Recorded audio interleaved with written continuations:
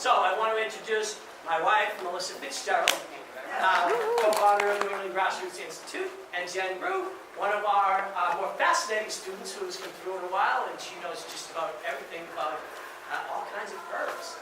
So we're teaching her cannabis, she's teaching us herbs, and it's quite a little bit of a marriage of things we love. So I want to thank you all for coming again, and we're going to learn a lot today. Anybody has any further questions? Anybody has anything they need explained to them about anything to do with cannabis? I've been in this business for 45 years. Come talk to us personally. If you have an ill member of your family, we charge nothing for consultations. Please come see us. Okay? Thank you. Thank you very much. Well, welcome everyone. I'm so glad to have you here. Jen and I are so pleased to talk about holistic healing. We talked about a lot of cannabis today, a lot of different things, but sometimes people are looking for pure holistic health reasons, maybe not for psychoactivity. So we're going to combine a couple of those great things that we love today. You know, we're caregivers at Grassroots. We teach classes. Mike and I work really diligently close with a lot of people, and sometimes it's the easiest, mildest medicine or assistance on the chain that we like. And this is my cannabis salve, and I'm going to start off by talking about this, but this is a non-psychoactive salve. It will not get you high. It will not medicate you. This is a beautiful thing, and I just actually set one free over here. I make these from my own organic, beautiful, medical-grade cannabis root balls. Every piece of this plant is worthy and has unbelievable properties, you guys.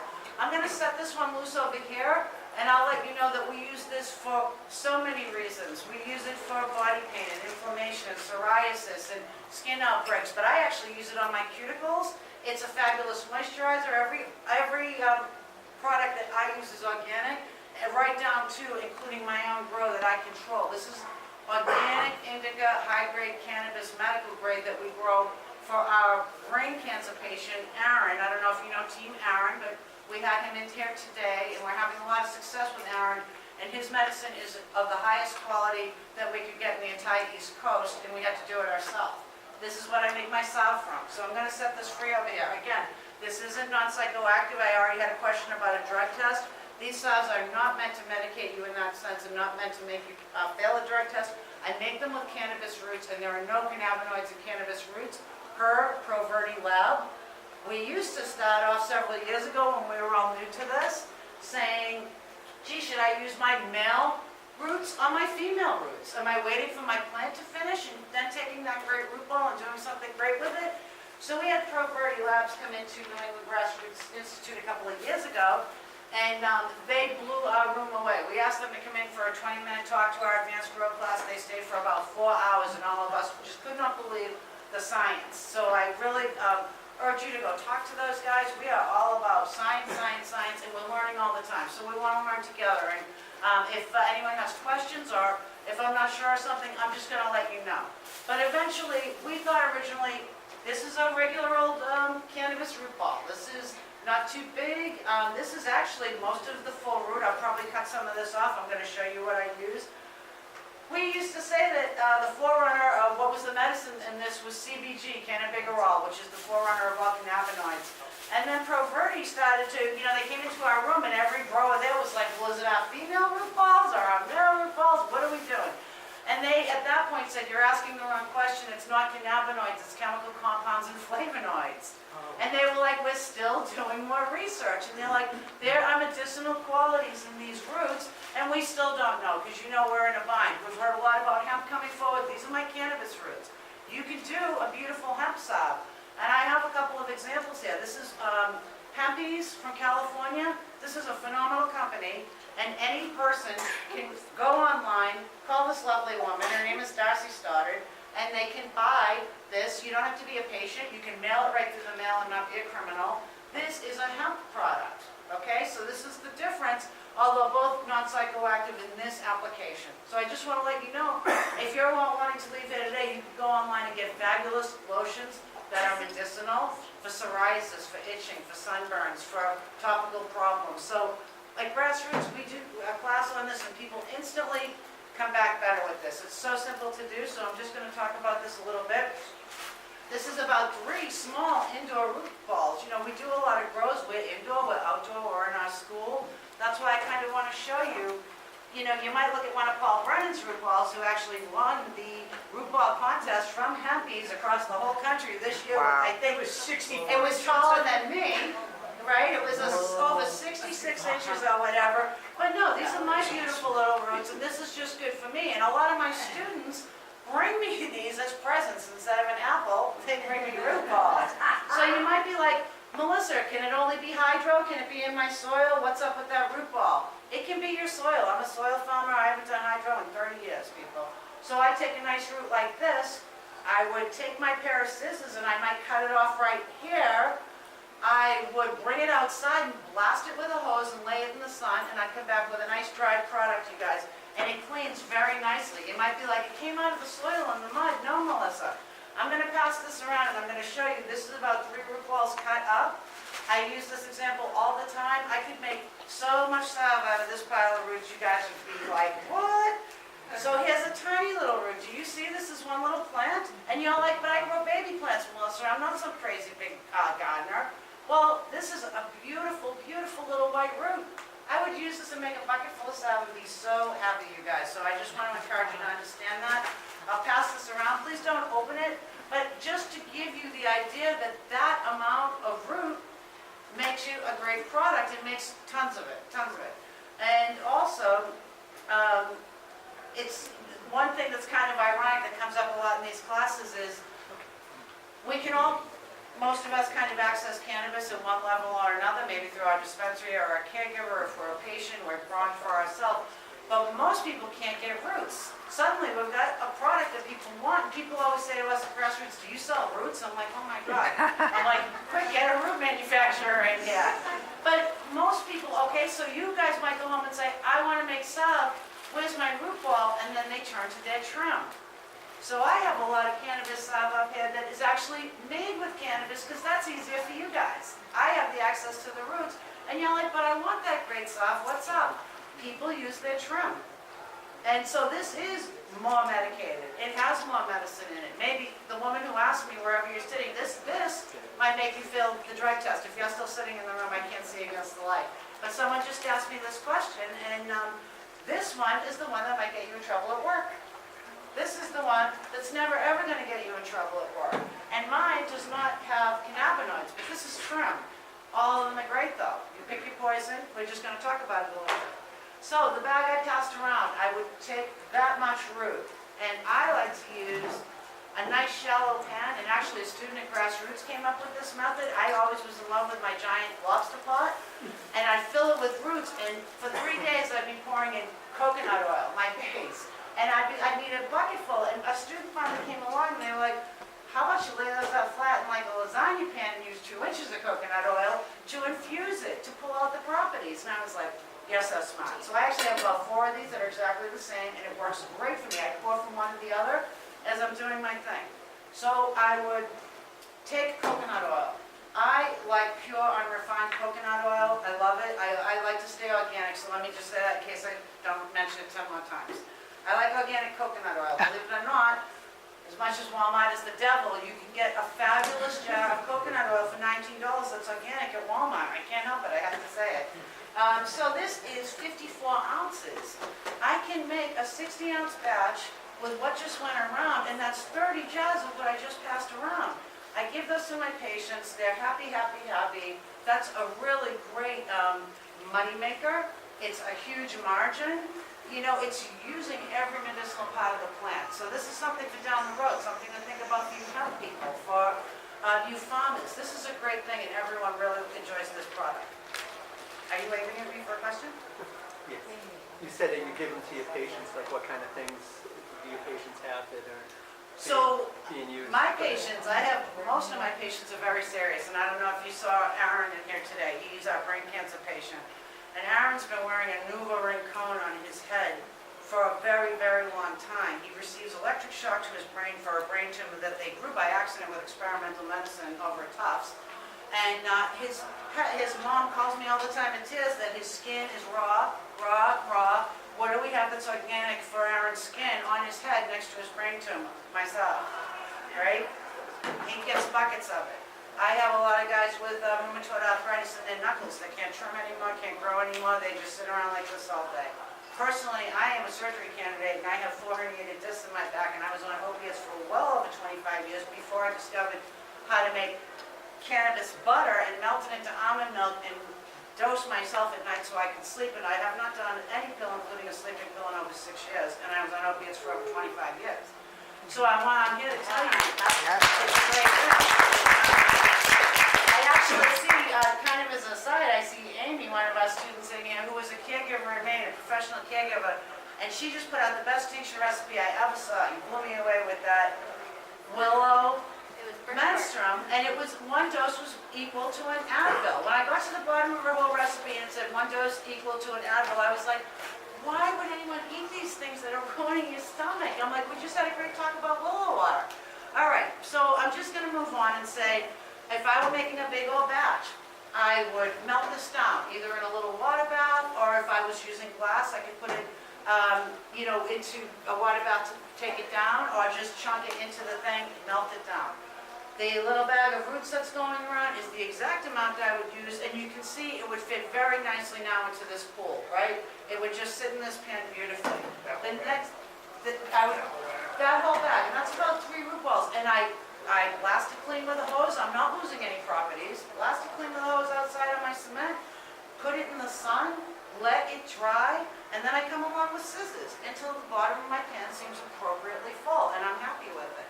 So when I'm done with that, I like to come along and I use whole cinnamon stick. Inflammation is the root of most of the problems that we are trying to get at inside our body, right? Cinnamon, could you beat it any better? You want to get the best cinnamon that you can. And again, my friend that came up with this low pan, he's a great caregiver because he said to me, 3 years ago we were pouring powdered cinnamon in, and when it would rise to the top of your salve and make it look dirty. People would be like, did you clean your roots?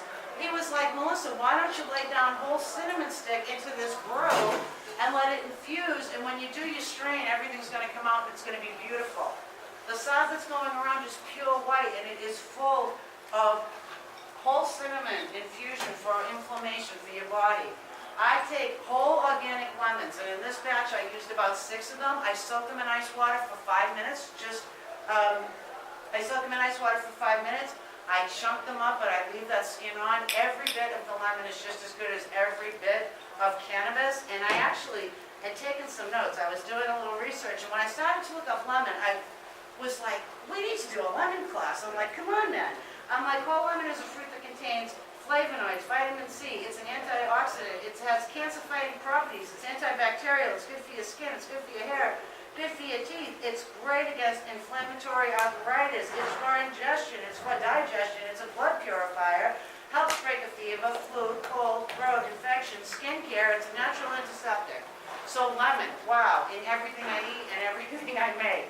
So the lemon goes right in, chunked up. I squeeze it in. I want that beautiful smell, but I want the property so the skin stays on. If you have a zester, better yet. I've seen people do lemon zest into their salve where it looks delicious. And orange zest as well. And yes, I've eaten my salve and I've cooked my chicken in it by mistake. It was pretty good too, I gotta tell you. Can I just say, label. The next ingredient I'm going to put in my salve is fresh ginger root. It's the bomb. It's cinnamon's older sister. It's the best anti-inflammatory going. You can make it in a tea. There's nothing that Mike and I don't use this in. We actually eat chunks of it. We buy it candy. We everything. See? So, I don't know, does everybody know what ginger root smells like in this room? Do y'all love it? I love it. And it's just amazing. And when I'm at school in grassroots, often I break it apart and I send it around the room and I'm like, oh my gosh, don't you want all your soap to smell like that? So I soak my ginger for 5 minutes in ice water, just like I did my lemon. I leave that skin on. I make sure there's no labels on them. I try and get organic, you guys, right? I chunk it up, I throw it right in. So now I've got my melted coconut oil. It's sitting on top of those beautiful roots. There's some cinnamon sticks in there, chunks of lemon, chunks of ginger. It looks crazy. It looks like a bird's nest, right? It looks like a bird's nest. I do that. I've done this so many ways. And again, we've talked all day about methods and Iron Chef, and everyone's a different cook. Jamie was in here earlier talking about tincture. She goes for 36 hours. We all do different things. So if I'm doing my salve, I'm going to put this on the stove on low. I like to do everything on low and take longer. I'm old, I'm slow. So instead of burning my stuff up, I go low. I'm watching it, it's gonna simmer for a long time. I'm doing an infusion, and we talked about that in our tinctures. An infusion is just, this is just cranberries into glycerin. So I'm creating an infusion, and I'm bringing gentle heat to make that happen. So maybe I'm gonna cook this salve this time for 3 hours. But what I like to do now is I like to shut my oven down, cover it, and just let it sit all night to ferment. And then I come back in the morning and I turn my stove on low and I do it for another 3 hours. At New England Grassroots, we had a fantastic kitchen, and I've tried many ways. Cook it for a day, 3 hours, 8 hours. Oh, you want to do it for a week? I'd come to school and I'd turn it on for 6 hours and I'd shut it down at night. I'd come back on Tuesday, turn it on for 3 hours, shut it down in the middle of the day, come back, all these different things, all these different things. No matter what I did to it, it still came back very, very pleasing. And any student that walked out of the room that did this intuitively, instantly got it. It's not hard. It's 2 ingredients to start. It's your coconut oil and it's your roots. And then you can build it as you like. So I've done this for 3 hours, or I've done this overnight, or I'm on my second day and I'm like, you know what, ready for a strain. I take my other pan just like this, I put my big strainer in it. I like to use cheesecloth, lay out my cheesecloth, because I don't want anything in this. I don't want sand in it, I don't want that dirty cinnamon in there, I don't want, and you think there's no way this is gonna come back white, but often I get it on the first strain, and you'll be like, presto changeo. If you have to do it twice, you do it twice. Now it's in my other pan, and it's oil, and it's clean, and all the roots and all that gets discarded to the side. You wanna just take care of that nicely, keep it wrapped up so animals don't get into that stuff. Now I have a big pot thing full of oil that's fully infused with awesome properties, and I need to now start to work it into a salve. I'm adding essential oils. Why not? I'm going to put some more essential oil of lemon in there. Are you kidding me? I just read that list. I like to use eucalyptus. It's my favorite. I like cold pain relief. I don't like hot. And some of these companies do hot, cold, you know, and this is more like an icy hot. That's my brand. But you can do tea tree oil. You can do cinnamon butter. You can do, I'm sure Jen, our herbologist, can tell you 1,000 things that would improve my salve immediately. Now she has the skill of cannabis, but she's got all those other skills that she can go home and suddenly create a business. Because she's like, you know what, rose oil, you know what, lilac oil, you know what, this oil. She can bring these skills to a whole nother level and make every single person really happy. So I have my oil, I'm adding my essential oils, whatever you want, whatever you like. I am not the guy who's measuring. I'm Iron Chef. I'm like, you know, can I smell it? I don't know, keep going. How do I firm it up? I use beeswax, and this is not the best beeswax, so I want to show you this. These are all pelletized, and when you put it in, you can kind of see the oily cover drift away. Even though I got this at the Nature Food store, a hippie store, I know they're kidding me with this. I usually like to buy a block of beeswax, but I'm getting older and I have a lot of problems with my right wrist and it's hard for me to cut. And someone in here today, Jamie, said, well, you should be shaving it. They're like, work smart, not hard. And I'm like, okay, so shave it. You know, I would add my beeswax into this. Excuse me. Yes. What do you mean cream? Like a grater. Because it would look like a block. It would look like Grated cheese. like a cheese. It looks like a giant So block, what? right? So say this was a beeswax block, and my wrist was too weak to cut it because it's really solid. I have struggled with that. My friend was like, why aren't you coming along with a grater and doing this over the Well, bowl? I've tried the grater and it coats with beeswax really fast and it gets really dull. Absolutely. You know, so you need to be playing with your You said temperatures. shave it. Is that something else? No, I'm using a grater. Grater, good. Yeah. She was actually using a rice muller today. She had an antique rice muller, and it was fantastic, and I'm getting one. It looked just like a garlic press would look, but bigger. Right, I would say. Boom, and it was pretty cool. So there's a lot of tools we can use for this, and many people use many. I want to show you my tincture press over here. I saw a picture of it, and I immediately went on Amazon, and I paid over $100 for it. It's 3 dog food dishes, and it doesn't do anything that Mike can't do for me standing beside me at the sink. So again, there's a lot of ways to skin a cat, but I like the most basic things that I'm going to pull out of my drawer. You know, if I need a shaver or a knife or whatever it takes to make my beeswax melt, that's what's going to be. Boom. So once I've added the beeswax, this is what's gonna solidify that lotion and kind of take it out of the texture of coconut oil. And I wanna let you know, you can go through the shades of the rainbow, from liniment to ointment over to chapstick, based on how much beeswax you're adding. Does it make sense? You're solidifying up your coconut oil, and you can end up all the way at chapstick. If you're like, well, Melissa said you pour it all in, you have to, again, be your own chef and be testing your recipe. Do I like this texture? The texture of what's going around, that's a pretty firm texture, although it's warm in here. I noticed the one I handed out over here because of the warmth. But it's the beeswax that's driving your texture. People use shea butter. People use liquid food-grade glycerin to give it a nice thing. I actually, in this one, I just used for the first time organic coconut oil liquefied. And it's called fractionated oil.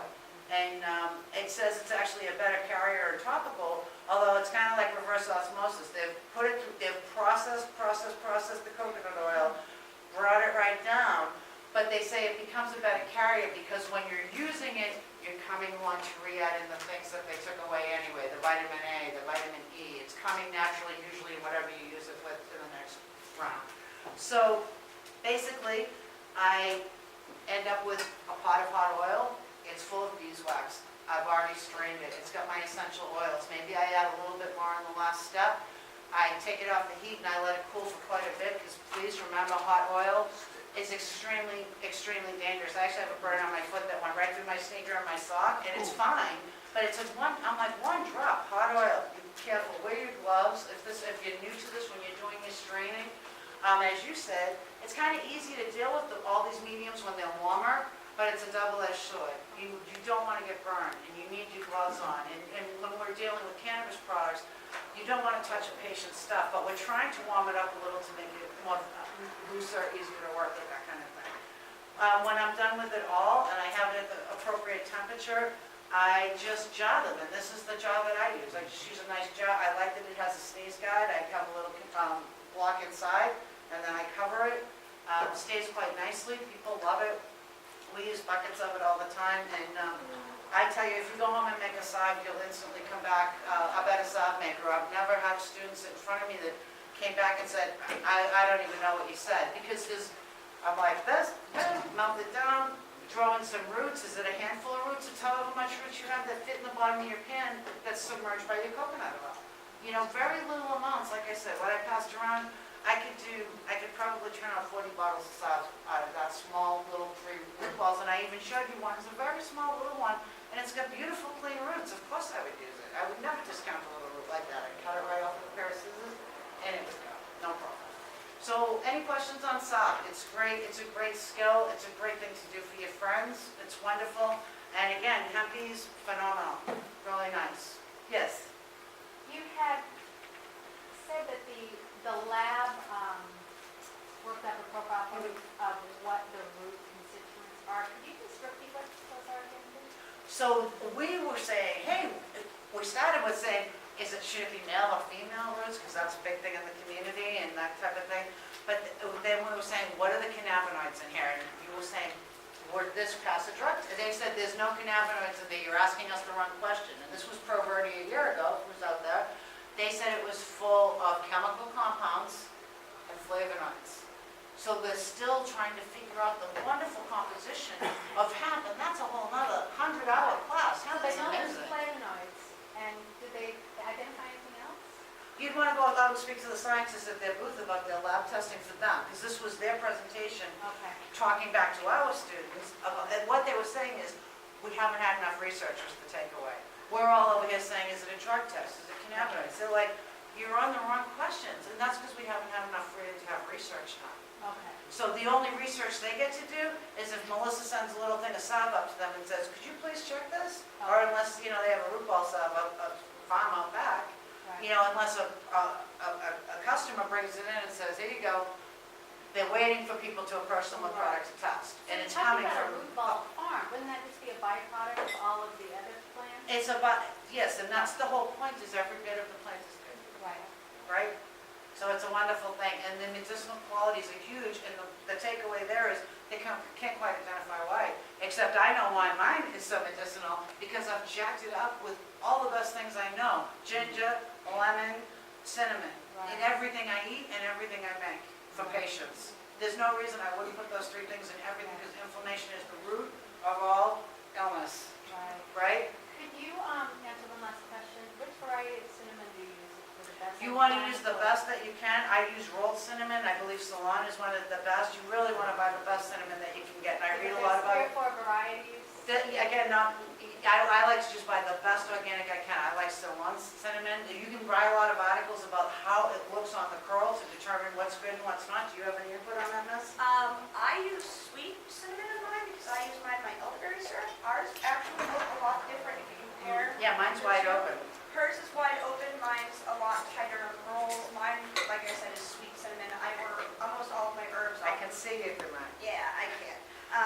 I order almost all of mine off mountainroseherbs.com. And they have quality. They have all 3 different types of cinnamon that you can choose from. So in terms of anti-inflammatory, is there a particular one? You really want to get into reading about cinnamon because there are so much variation in there, including are they using red dry bark, are they using the meat in the tree? It's like coffee. So that's a whole other class, and it's so beautiful, but for me, I'm always going to try and put my dollars into the best organic. And when I started again reading about cinnamon, I was like, it's a whole other chapter. It's a whole other sidecar. So with that being said, I think we're going to, yes? Shelf life on the Salve? The Salve is amazing, and actually I have a screenshot of it in our thing that went down, and I wanted to show people that this coconut oil is good till the end of 2018. So your carrier is kind of guiding your ship. My cannabis root ball's never gone bad, ever, ever, ever. This is very stable. You want to keep it not above your stove near the heat. You want to keep it in a dark place, somewhere over in the pantry, keep it at a nice temperature, and it should stay very nice for you.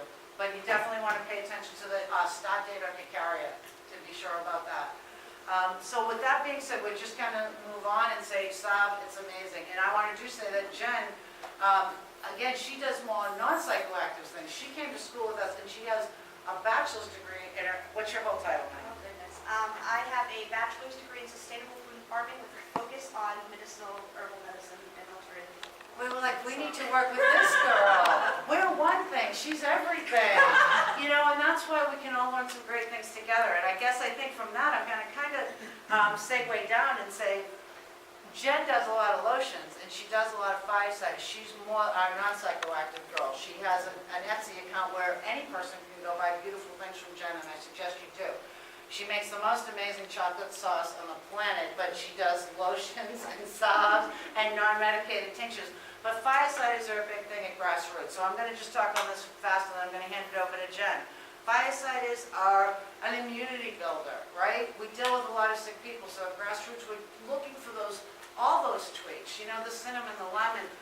Maybe firesider isn't right for everyone because it can rip the hair right off your chest, right down to your toes. Is anyone trying it? Right? Who would it not be good for? Maybe a person with throat cancer.